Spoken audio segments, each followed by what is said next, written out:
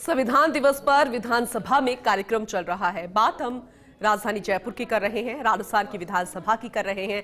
विधानसभा speaker Vasudev Devnani ने इसका लोकार्पण किया। विधानसभा में संविधान दीर्घा का लोकार्पण किया गया। देवनानी की पहल पर डिजिटल म्यूजियम में बनाई गई है संविधान दीर्घा। राजस्थान विधानसभा के डिजिटल म्यूजियम में नवीन दीर्घा बनाई गई है।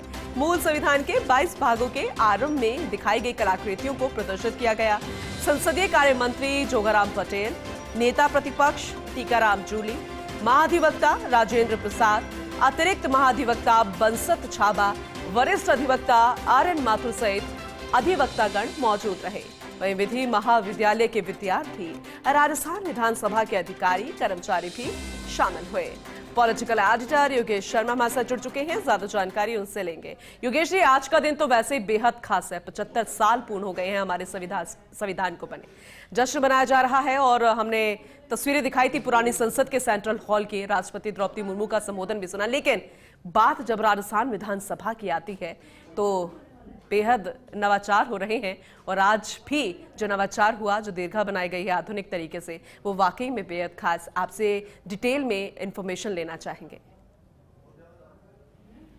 देखिए, ये बड़ा काम किया राजस्थान की विधानसभा में कि जी एक ऐसी डिजिटल म्यूजियम की अवधारणा रखी गई और उसको अब वहाँ पर संविधान दीर्घा, मूल जो प्रति है संविधान की, वो वहाँ पर उपलब्ध कराई गई है और उसको एक बड़े शोकेस में रखा गया है, जिसके जरिए नए विद्यार्थी, युवा वर्ग देख सके, आकर जान सके कि हमारा संविधान क्या है। और संविधान की जो प्रतियां हैं वो उन सभी प्रतियों को यहाँ पर रखा गया है। खास तौर से जो महत्वपूर्ण बातें हैं संविधान की, उनको भी दर्शाया गया है।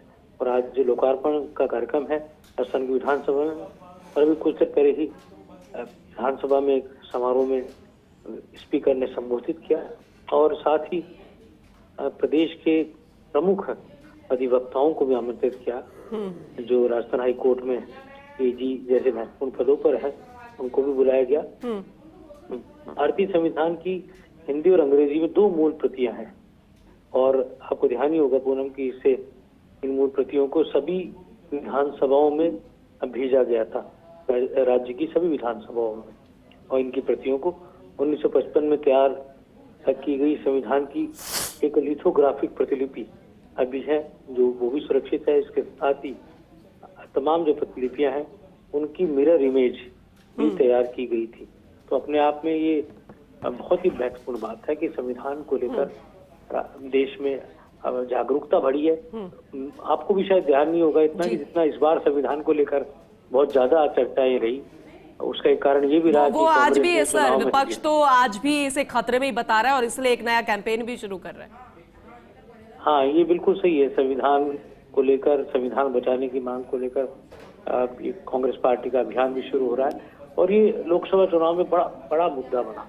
लोकसभा चुनाव में इस मुद्दे पर कांग्रेस पार्टी ने बड़ा, एक कहा जा सकता है, बड़ा मैंडेट भी हासिल किया और एक तरह से उत्तर प्रदेश और कई राज्यों में, राजस्थान में भी संविधान के मुद्दे पर बड़ी संख्या में लोकसभा के उम्मीदवार भी जीते।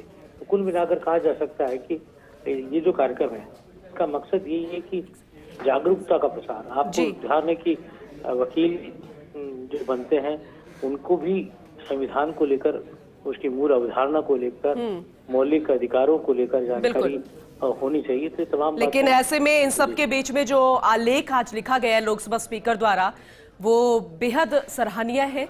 आम जनता को, प्रदेशवासियों को, देशवासियों को जो संदेश देने की कोशिश की गई है संविधान के प्रति, वो वाकई में बेहद खास है। योगेश, आगे भी आपसे जानकारी लेते रहेंगे और साथ में जो राजस्थान विधानसभा में नवाचार किया गया है वो भी काबिलियत तारीफ है। बहुत शुक्रिया विस्तार से इस अपडेट के लिए आपका।